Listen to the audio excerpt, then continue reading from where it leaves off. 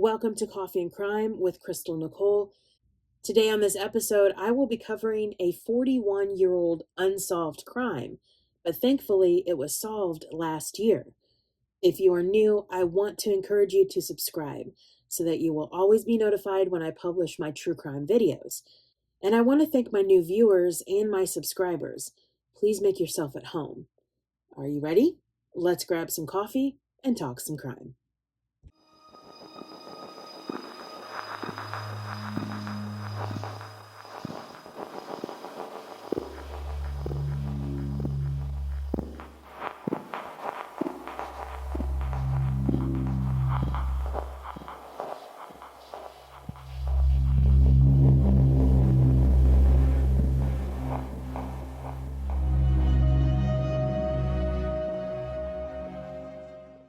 We're in California and it's December of 1984. The weather conditions were defined as being notably wet and cold, and the state experienced a highly active wintry month. During the day, it could get to a high of around 45 degrees and a low of 29, featuring wet conditions and partly cloudy skies. So it was not unusual for couples to stay inside and keep warm. But a young 18-year-old girl would take a bus from the California coast to visit and stay with family in Bernie, California. Along with her visit, she made plans to go out with a handsome 18-year-old boy named Terry Arndt. There is some confusion as to whether Terry and this girl were dating. Were they boyfriend and girlfriend or just friends? But I'm going to go out on a limb and say they had some kind of romantic relationship. So Terry picks this girl up, and the two drive around for a bit before parking on Mountain View Road near Bernie High School. This was around 9:30 p.m.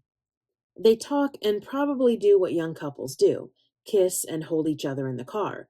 10 minutes go by when a car drives past Terry's driver's side. Probably another couple or just someone just driving by. Terry decides to move his car to another nearby dirt road. He wanted to be alone with his girl. And once again, the same car shows up, this time pulling behind the couple's car with its lights off. Without warning, the car's headlights turn on and the car drives past them again. Terry and the girl seize the driver, but they don't recognize him. Another 10 to 15 minutes pass and the same car approaches them again. As it passes, the driver flicks a cigarette at Terry's car. The car again drives by with its lights on. Another 15 minutes pass, and suddenly, Terry's driver's side window explodes. Terry yells, "Get down!" And pulling the girl's head into his lap, he bends over to protect her. When Terry raises his head again, the girl hears a gunshot and sees Terry jerk as if he'd been shot. Blood appears all over Terry's shirt.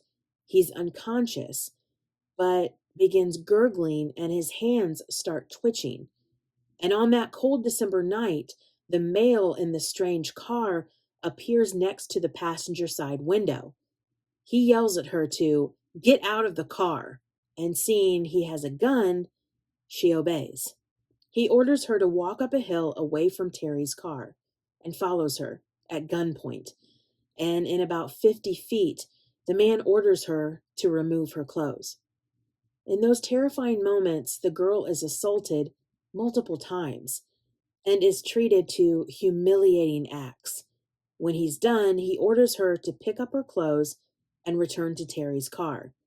She does so, and fearing her death is coming soon, she lays on the passenger seat next to Terry. Terry is still sitting in the driver's seat, slumped over with multiple gunshot wounds, including one to the head. At only 18 years old, Terry's life is snuffed out on that chilly December night.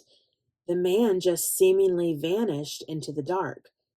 The girl lay there for what seemed forever, then gained her courage, driving Terry's car back into town to alert the police. But who was this mysterious, deranged stranger that came out of the dark? And why did he bring down death and destruction to this young couple? It would take close to 41 years to find out. There had been a possible suspect, a local troubled man, Thomas Elmer Brewster, Thomas had been living at the Folsom State Prison for violating his parole. His criminal past was lengthy, and he had been living in Bernie at the time of the murder and assault. So 11 years after that night, the police arrested Thomas Brewster in December of 1995, assuming this mystery was solved. And the girl who was assaulted pointed Thomas out in a lineup. Case closed, right? Thomas Brewster was held in jail for 2 years awaiting his trial. A now 43-year-old Thomas was facing the death penalty. But the only evidence was the girl identifying him, and in a court of law, that is shaky at best. The defense argued that she also identified the killer's car as a Buick Riviera, but then she later said it was a Chevy Camaro. She stated that she had seen a full moon that night, but data showed that a full moon had not risen in that area at that time of night. The defense also presented evidence that an officer had destroyed swabs taken from the girl's mouth as part of the assault kit. 8 days into the trial, the court was shocked by a piece of evidence. The female's blouse had never been tested for DNA. A semen stain had been found on the blouse, and when the defense had it tested and compared it to Thomas Brewster, it didn't match. This led the charges to be dropped against Thomas. So the case went right back to square one. Several decades passed with nothing until in 2025 the police gave the DNA to a company called Othram. And in a short time, that DNA led them to 64-year-old Roger Neil Schmidt Jr., now residing in Tucson, Arizona. He was interviewed by the Shasta County Police at the Tucson Police Department, and after a skilled interrogation, Roger confessed to the murder of Terry and the assault of the female. Roger was born and lived in Bernie, California, and was 23 years old when the murder and assault had taken place.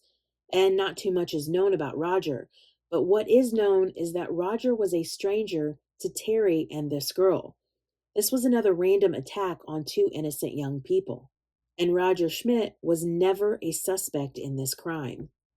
On July 19, 2025, Roger was arrested for the murder of Terry Arndt and the assault of his companion, and the identity of the female has never been released. On December 16, 2025, Roger was sentenced to life without parole. This ended a 41-year-old cold case. Terry's brother Tim Arndt and the female gave impact statements at Roger's sentencing. Tim held back tears as he spoke about his brother, wondering what kind of husband and father he would have been. The female wrote a victim's impact statement and had it read in court. It read, "The amount of trauma that this has left me with is immeasurable, not to mention the amount of loss and grief that Terry's family experienced, losing a son that night, especially in such a horrific way. That kind of loss and grief is unimaginable, and my heart still goes out to them to this day." Terrence Keith Arndt was born on November 12, 1966, in California. In high school, Terry was a star athlete, playing a linebacker and running back on his Bernie high school football team, the Raiders. He was also a star on the track and field team. He then would enroll at Shasta College, located at 11555 Old Oregon Trail in Redding, California, about 56 minutes away from Bernie High School. He would focus on track at that time and was preparing for his first track season at the college. He had made his way back to his hometown for the annual Bernie Jamboree basketball tournament that was being held, and that's where his life would be violently taken. Terry had a dream to make a name for himself and to put his name up in lights. So his former high school, located at 37571 Mountain View Road in Bernie, California, gave Terry his wish, purchasing a $5,000 electronic scoreboard in honor of him. And with every score, timeout, and tick of the clock, Terry would be remembered. The Terry Arndt Memorial Scoreboard still stands at the Bernie Junior Senior High School, reading, "In memory of Terry Arndt, class of 1984. Terry is buried in the Bernie District Cemetery, also known as Mountain View Cemetery, located at 37383 Mountain View Road. His memorial ID is 105 078 508. Terry wanted so much more out of this life, and he wanted to be known.